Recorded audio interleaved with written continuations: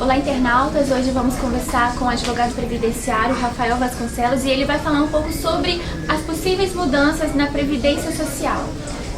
Doutor Rafael, eu gostaria de saber o que pode mudar para o trabalhador, a pessoa que está trabalhando neste momento e pensa numa aposentadoria no futuro, né?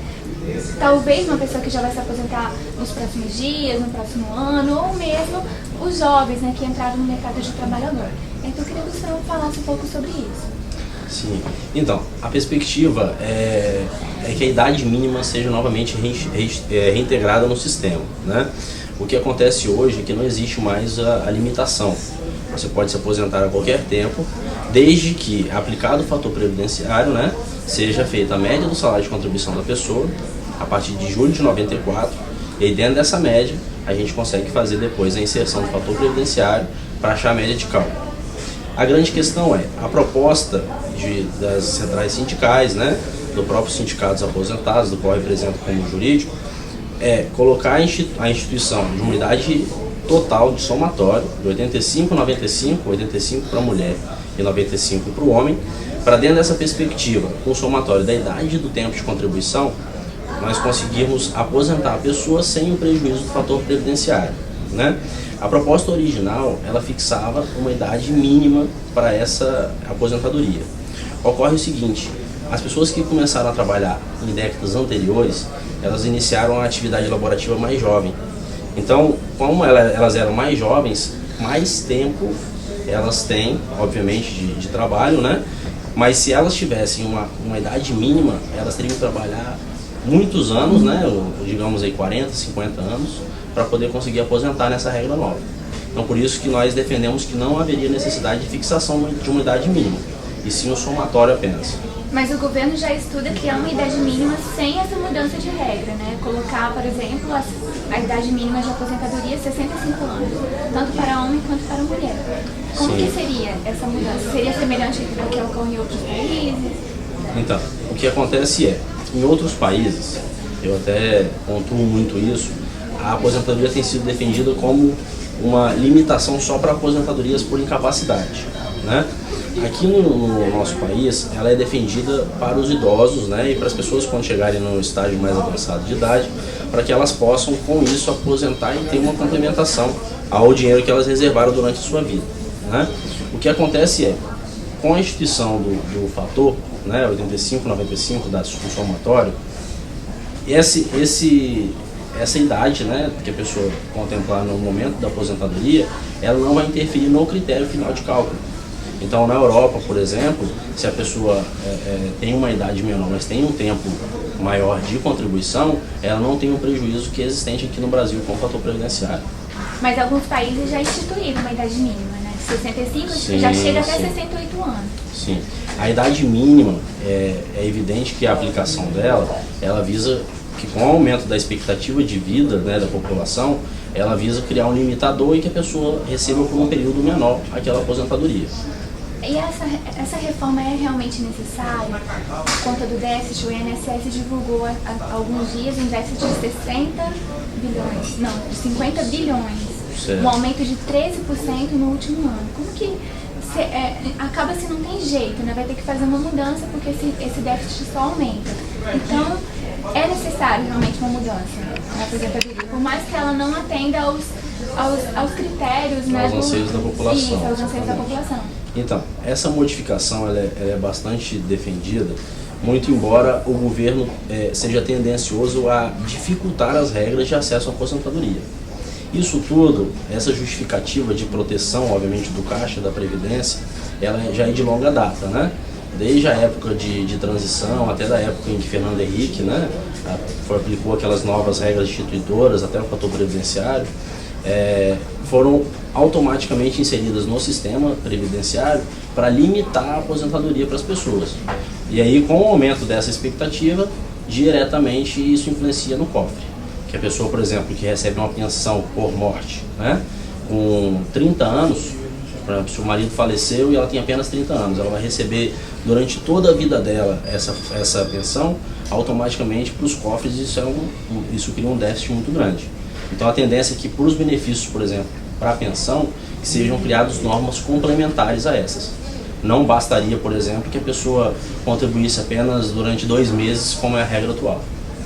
O governo já falou de criar o fator de 85/95 como uma regra de transição e depois colocar um fator de 105, 115. Como que seria essa progressão, na verdade, esse aumento desse fator no decorrer dos anos? Então, a defesa, na realidade, ela é a seguinte: as pessoas e as entidades que defendem o aposentado, eles defendem uma regra mais branda, então seria essa regra de 85/95.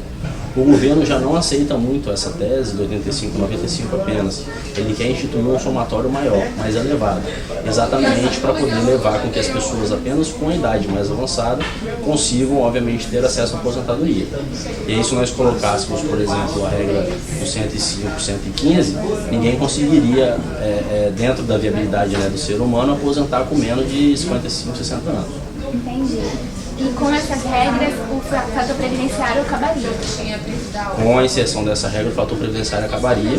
E aí, obviamente, a inserção da idade mínima que seria um fato aí de discussão. E qual é o problema exatamente assim, do fator previdenciário? Por que muita gente reclama desse cálculo? Então, o grande problema do fator previdenciário é que ele vai inserir vários critérios no cálculo, né? Além dessa questão da expectativa, que é fixada pelo IBGE, nós temos o tempo de contribuição da pessoa, que muitas vezes as pessoas acabaram trabalhando, mas não verteram contribuições para a Previdência. Hoje é de 15 anos o prazo mínimo para a gente conseguir ter acesso à aposentadoria, né? Obviamente, salvo as exceções dos benefícios por incapacidade. Se nós colocarmos o critério do fator previdenciário, a pessoa que contribuiu, por exemplo, somente durante 15 anos, e aposentou, sem ser aposentadoria por idade, mas aposentadoria por tempo de contribuição, ela teria, aposentando aos 60 anos, por exemplo, uma perda de mais de 30%. E aí essa perda, com a instituição do somatório, ela não seria mais aplicável diretamente aos benefícios, salvo se a pessoa aposentasse antes daquele total fixado na lei. Por exemplo, se o somatório é 85 e a pessoa aposentar com 80, ela receberia uma aposentadoria proporcional em cima desse critério. Entendi. Mas hoje a pessoa só pode se aposentar com 35 anos de contribuição, no caso dos homens, não é isso? Isso. E 30 mulheres, ou por idade, 60 mulheres e 65 homens. Certo. Aí, como na aposentadoria por tempo de contribuição é que é aplicado o fator previdenciário. Por tempo de contribuição, exatamente. E qual é assim, o corte na aposentadoria das pessoas por conta do fator? Então, o corte ele é variável, exatamente por isso que é bastante vinculado à crítica, né? O corte ele vai depender de todos esses fatores que eu coloquei, da idade da pessoa principalmente. Se a pessoa se aposentar mais jovem, o corte pode chegar até 50%.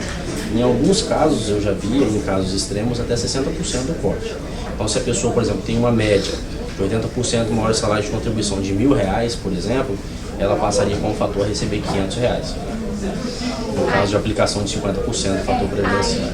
Mas aí não poderia porque acaba recebendo um pouquinho, né? Que é o salário mínimo, né? Tem que receber no mínimo o salário mínimo. Exatamente, existe essa questão do salário mínimo, mas o que acontece é, a maior parte dos aposentados hoje, ela está vinculada ao salário mínimo. Mas a classe média é mais afetada com o fator previdenciário, que é exatamente a classe média que geralmente contribui acima do salário mínimo. As pessoas que trabalham aí na prestação de serviços, né, de atividade aí como garis, ou até mesmo pessoas que trabalham em atividades que ganham apenas um salário mínimo ou pouco acima disso, elas têm um reajuste já bem maior do que as pessoas que tiveram aplicação sobre um valor acima do salário mínimo. E aí o fator previdenciário nessas pessoas que contribuem sobre o salário mínimo não influencia. Por isso que a gente discute que o fator previdenciário é mais prejudicial mesmo para a classe média. E classe média eu vou colocar assim.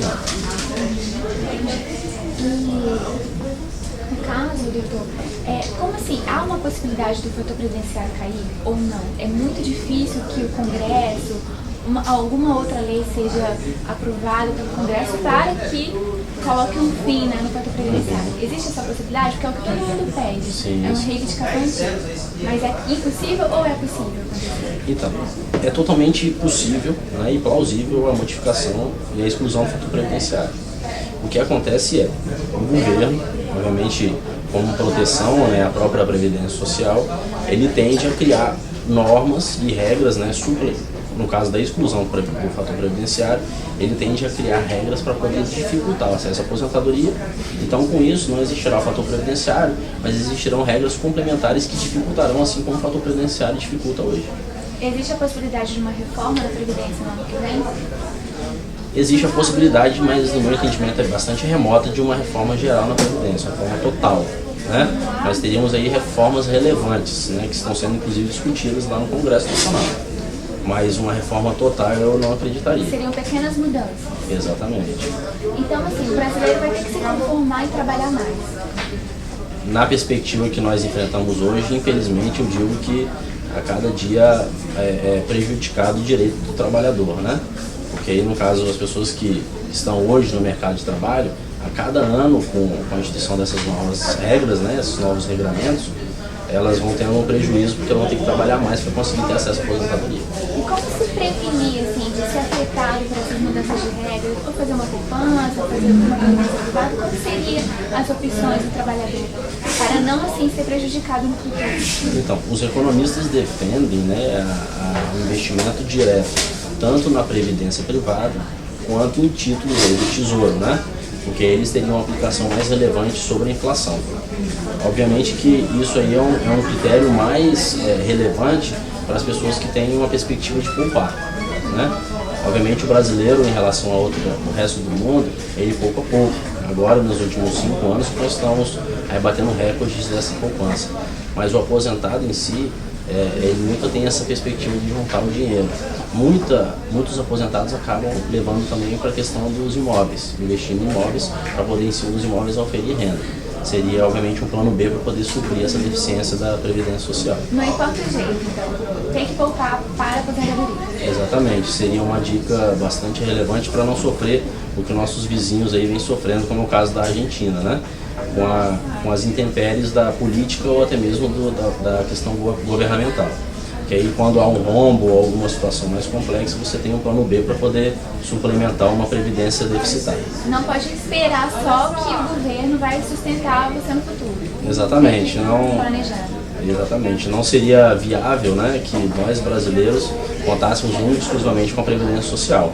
Porque, como eu disse, o regramento a cada dia vai ser mais rígido e vai impedir o acesso à aposentadoria da maioria das pessoas que contribuíram por pouco período, né?